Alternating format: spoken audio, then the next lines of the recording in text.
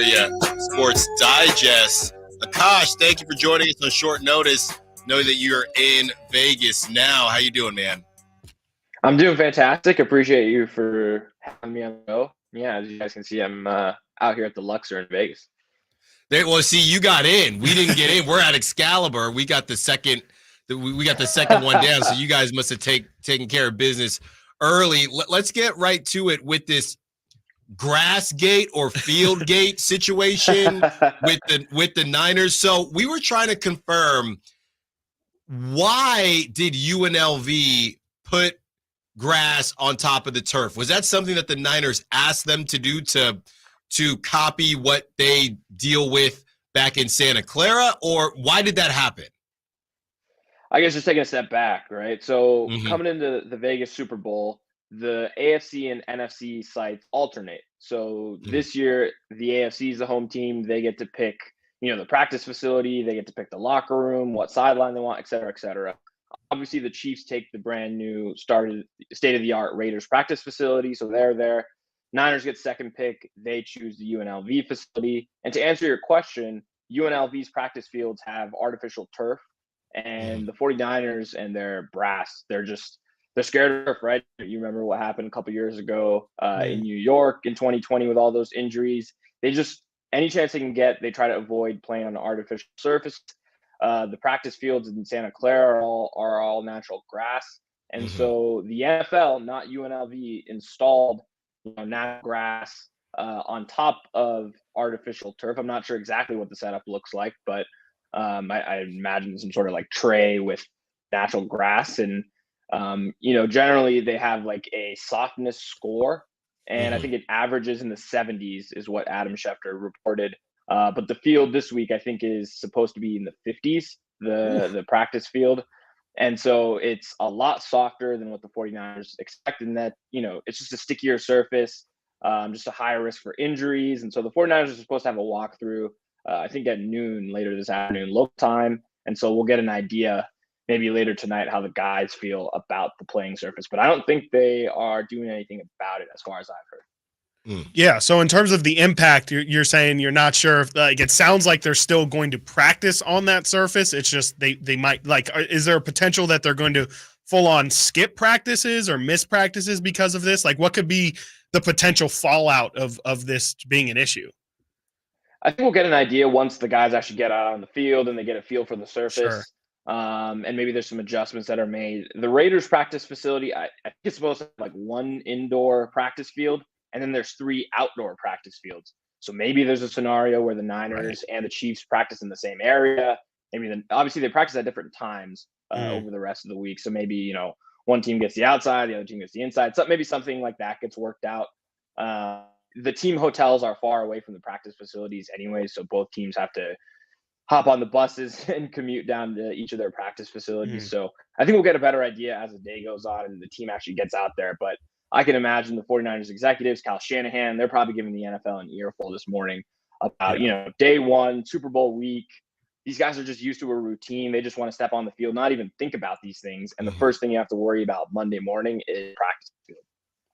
Talking to Akash Anavarathan, covers the Niners for the Bay Area Sports Digest. Akash, getting to the X's and O's of all this, it feels like the Niners are much healthier than the Chiefs. And with Amenahue going down and the Niners being able to get through the playoffs with no major injuries, is there anything that's not going besides the field, not going in the Niners' favor in this Super Bowl?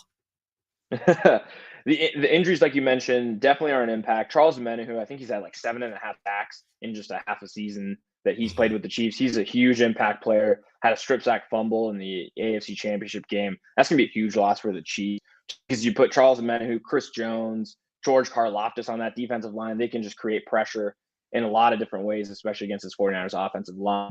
And on the offensive line, they're likely going to be without guard Joe Thuney, all-pro, fantastic player. Their backup, Nick Allegretti, played last week. He played well, but still, when you're missing that caliber of player, it's going to be tough. And then on the 49ers side, yeah, they had a few injuries, right? George Kittle battling a toe. Eric Armstead didn't practice last week, still with the foot and knee issues. But I think both those guys are going to be playing this week. No doubt about that. So the 49ers are definitely the healthier team coming into this matchup. And that's the advantage of that 1 seed, right? You play one less game. You're at home for both those games. You have an extra week of rest. It's just so advantageous. I think the biggest thing for the 49ers is just what team shows up this week, right? A lot of emphasis has been made on the effort on the defensive side of the ball. And they just haven't played a complete 60 minutes these last 2 games, right? They've played halves of good football, and that has just been good to advance. But that's not going to be good enough this week against Andy Reid and Patrick Mahomes, I think. So they're going to need to play a complete game. And so that, I would say, is probably the biggest question coming into this. Coming into this week is just which team shows up, and do they, are they able to execute for a full 60 minutes? Yeah, and just on that note, how much stock are you putting into previous recent performances when it comes to this game? Because I always hear, people say, maybe it's a cliche, but the Super Bowl is different than every other game that you're going to play in your life. And obviously, looking at the 2 different paths that these teams took, Niners kind of, had to pull up from their bootstraps and have two comebacks to get these wins. And the Chiefs have definitely had some tougher matchups, but they, for the most part, haven't really had to have the sort of heroics the Niners had. Do you feel like past performance is going to play a big factor into this one, or does it all kind of reset?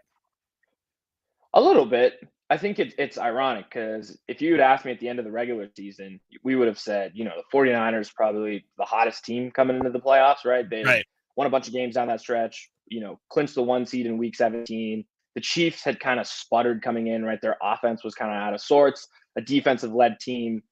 But then they rattle off 3 playoff wins, different fashion, right? They beat the Dolphins at home, in that just terrible weather. Then they went on the road to Buffalo, big win. And then a lot of us thought the Ravens would win at home against the Chiefs, right? Better roster, more healthy, rested, and they just came out flat. So definitely a lot more confidence in the Chiefs, just the way they've showed out the last 3-4 weeks, compared to the Niners, who have kind of struggled against teams that maybe a lot of us didn't expect them to struggle against, but were just hotter, right? In the Packers and the Lions. So if you were just kind of leaning on past performances, you would say the 49ers are kind of coming into it a little shaky, and the Chiefs have all the confidence, having just rattled off 3 playoff wins.